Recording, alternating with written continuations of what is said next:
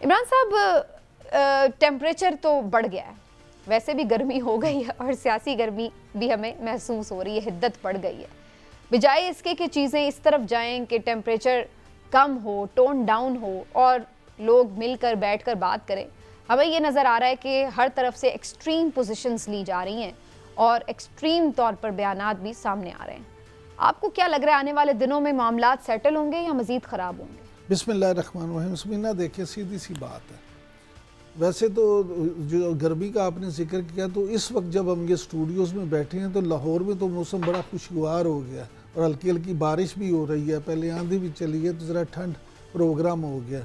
तो मुझे ये लगता है कि जितनी लेकिन ये लाहौर में गर्मियों का जिस तरह का मौसम है, ये धोखा ही होता है। एकदम बारिश होती है और फिर हब्स और गर्मी भी हो जाती है। लेकिन मुझे ये लगता है कि अभी सियासत में भी ना ये गर्मी के जो बबोके आएंगे ज़रूर, लेकिन फिर ठंड प्रोग्राम ही है, उसमें उस तरह से नहीं है। हब्स होगा, सियासी हब्स होगा, ज़रूर होगा, लेकिन अगर आप ये समझें कि इसमें इतनी गर्मी हो जाएगी कि चीज़ें फना हो जाएं, वो उस तरह से अभी नहीं होगा। अभी चीज़ें वो ठंड प्रोग्राम ही रहेगा। उसमें बुनियादी चीज़ देखें, हम सबसे पहले ये डिस्कस कर देते हैं मौलाना फजलुर रहमान का मामला, कि मौलाना साहब का, जैसे आपने इंट्रो में आपने जिक्र किया कि उन्होंने कहा जो बातें की इतनी तेज़। और देखिए, मौलाना फजलुर रहमान के बारे में मैं हमेशा एक बात करता हूँ कि वो एक बड़े ज़ीरक सियासी रहनुमा, और वो इन चीज़ों को ना बड़ा देखभाल के, तोल के फिर को बात करते हैं। अभी उन्होंने ये जो दावा किया है कि धांधली के ख़िलाफ़ तहरीक रोकने के एवज़ उन्हें पेशकश की जा रही।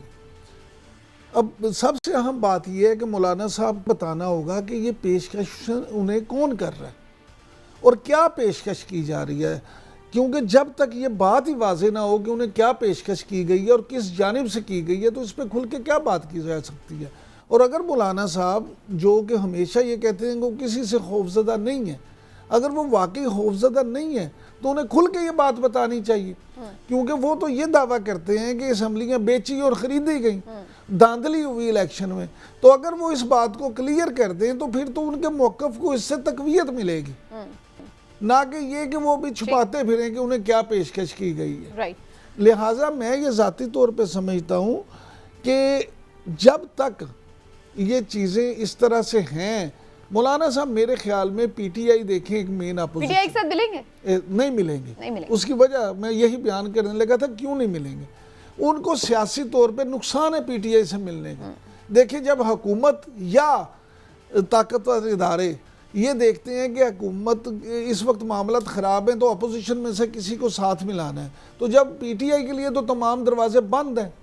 अभी तक तो ये आपके सामने ही है, जो भी पोजीशन है, को प्रेस कॉन्फ्रेंस कर लें, को बयान कर लें, जो भी चीज़ें हैं उनकी रोशनी में रावी पीटीआई के लिए बिल्कुल भी चैन नहीं रख रहा। अगर इस बात को हम एक तरफ रख भी देंगे, पीटीआई की क्या मुश्किलात हैं, वैसे भी चूंकि मौलाना की तो सारी सियासत केपी में है ही पीटीआई के अगेंस्ट, जाहिर है उनकी लोकल सियासत तो खत्म हो जाएगी अगर वो पीटीआई के साथ ही इत्तेहाद करें। इसलिए समीना, उनके लिए बेहतर चांस ये होगा कि वो इसी तरह अपोजिशन की सियासत करें और फिर अच्छी पेशकश कबूल कर लें। ठीक है। अलीगौर बलोच साहब ने पीटीआई से भी मुज़ाकरात की बात के ऊपर इमरान साहब रद्दमल दिया है, तो मैं थोड़ा सा ये सवाल आपकी तरफ भी लेके आऊँगी।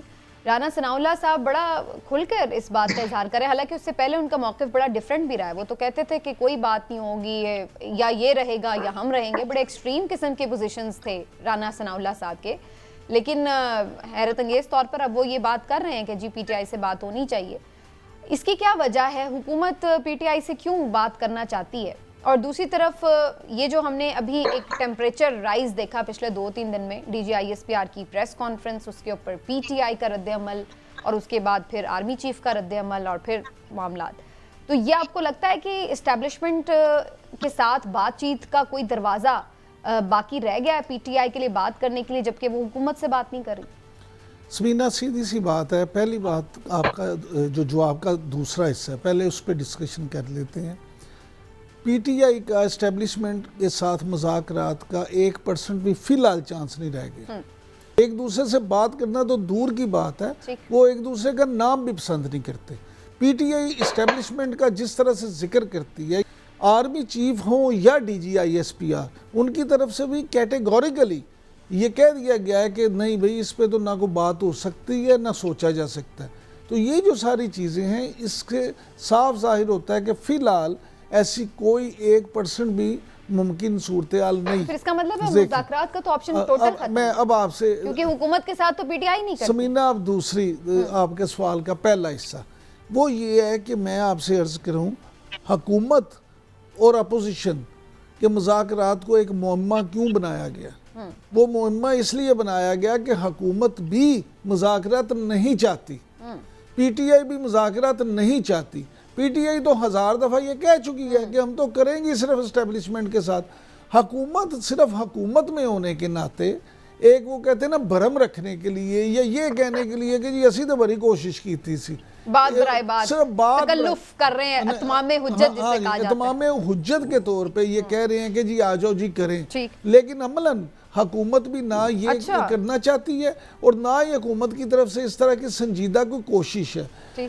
इसके इसीलिए आप देखें कि एक फरीक की तरफ से अगर कोई पॉजिटिव बात आती है तो दूसरे की तरफ से कोई बहाना बना लिया जाता है। अच्छा, अगर दूसरा कोई बात अच्छी कर देता है तो पहला कहता है कि ओहो आटा गूंदे हेल्दी क्यों है, इन्होंने तो ये बीच किया में था। स्पॉयलर्स भी मौजूद हैं। हाँ। इमरान साहब, ये और भी बहुत सारे लोगों को मैंने कल सुना, चूँकि कल दिन भी ऐसा ही था, लेकिन मैं मुस्तकिल जो लोगों को सुन रही थी सबका इस बात के ऊपर एक कंसेंसस डेवलप होता नज़र आ रहा था कि क्रिमिनल जो कोर्ट प्रोसीडिंग्स थी उनको पॉलिटिकल बयानिए में जब बदलने की कोशिश की गई तो उसकी वजह से जो असल मुजरिमान थे वो भी अभी तक सज़ा नहीं हासिल कर सके और बहुत से बेगुनाहों को नाहक कैद भी सहनी पड़ी और जुल्म भी सहना पड़ा, उनके साथ भी ज्यादती हुई, जिसकी वजह से पीटीआई को भी एक नैरेटिव बनाने का मौका मिला कि जनाब उल्टा ये तो हमारे साथ ज्यादती हो गई है। समीना देखें, 9 मई का जो वाक़या है ना, इसको आप इस तरह से बिल्कुल एक आम केस के तौर पे नहीं ले सकते। पहली बात तो ये है कि 9 मई को जो हुआ किसी तौर भी वो काबिल बर्दाश्त नहीं है, चाहे कोई भी जिसने भी किया। दूसरी बात ये कि वो जिस तरह से किया, जितने भी लोग उसमें इन्वॉल्व थे, देखिए मुख्तलिफ शहरों में ये वाक़यात हुए और बाकायदा प्लानिंग के बगैर ऐसी बातें तो नहीं होती। हमारा तो सवाल और सिर्फ ये है कि जनाब जितने लोग गिरफ़्तार हुए हैं वो सब के सब तो उसमें इन्वॉल्व नहीं हैं। जो गुनाहगार हैं उनको ज़रूर सज़ा दें, जो बेगुनाह हैं उनको फारिग कर दें और बात आगे चले। अब यहाँ पे 2-3 चीज़ें हैं जिनकी प्रॉब्लम है। पहली बात ये कि पाकिस्तान में ये पहला केस नहीं है जिसमें साल हो गया और किसी को सज़ा नहीं हुई। पाकिस्तान में हर केस में इसी तरह होता है। तो ये अगर हम सिर्फ ये कह दें कि ये हुकूमत की नाकामी है, ऐसा नहीं है। हमारे यहाँ ये निज़ाम अदल की नाकामी है। यहाँ पे कानून जो है बन जाता है लेकिन उस पर ना अमल दरामद होता है। प्रोसिक्यूशन जो है उसका किरदार किस मुकदमे में, चले फैसल चौधरी साहब बतौर वकील ही अगर ये बता दें तो अगले जब इनकी बारी आए कि कोई ऐसा मुकदमा है जिसमें ये कह सकें कि उनके नज़दीक मेरी बात सुने, मैं और बात कर रहा हूँ कि प्रोसिक्यूशन का पाकिस्तान की हिस्ट्री में एक मुकदमा बता दें जिसमें प्रोसिक्यूशन का किरदार वो काबिल तारीफ करार दे दें। भाई यहाँ निज़ाम ही ऐसा बना दिया गया है जानबूझ के कि अपनी मर्जी से लोगों को इन्वॉल्व भी किया जा सके, अपनी मर्जी से लोगों को सज़ा भी दिलवाई जा सके और अपनी मर्जी से बावक्त ज़रूरत लोगों को बेगुनाह भी करार दे दिया जाए। तो ये जो सारी चीज़ें हैं ना, ये उसी का शाखसाना है। जहाँ तक बात पीटीआई की है तो एक पर्टिकुलर बात को आप समझ लें, पीटीआई में प्रॉब्लम ये है इस वक्त कि इस वक्त पीटीआई के लिए सबसे बड़ा ख़तरा जो इस्टेब्लिशमेंट हो या हुकूमत हो वो क्यों नहीं हो रही, वो खुद बानी पीटीआई है। उसकी बुनियादी वजह ये है कि उनका बयानिया, एक तो वो खुद बहुत सख्त मौक़िफ़ रखते हैं, दूसरा उनकी तरफ से बार बार अपनी पार्टी के लोगों को भी जार पे लाई जाती है और ये कहा जाता है कि खबरदार, जहाँ वो थोड़े से ढीले होते हैं, कोई मुज़ाकरात की बात करते हैं, ऊपर से डंडा आ जाता है कि खबरदार उसको मैं निकाल दूंगा, उसको मैं फारिग कर दूंगा, तोड़ के रखो।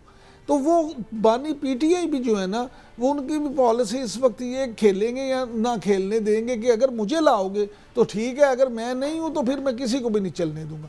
ये रवैया भी खुद उनकी अपनी जमात के लिए भी ज़्यादा नुकसानदेह साबित होगा, क्योंकि ये ज़रूर है कि इस वक्त पीटीआई एक मकबूल तरीन जमात है, लेकिन यहाँ पे आप देखें पीपल्स पार्टी किसी ज़माने में कम मकबूल थी, मुस्लिम लीग नून की यहाँ पंजाब में कम मकबूलियत थी। अगर वो जमातों की आज वो हालत नहीं रही तो उसके ज़रूरी नहीं पीटीआई भी सारी ज़िंदगी के लिए नहीं है। ये भी कभी मकबूलियत ऊपर होती है, कभी नीचे होती है।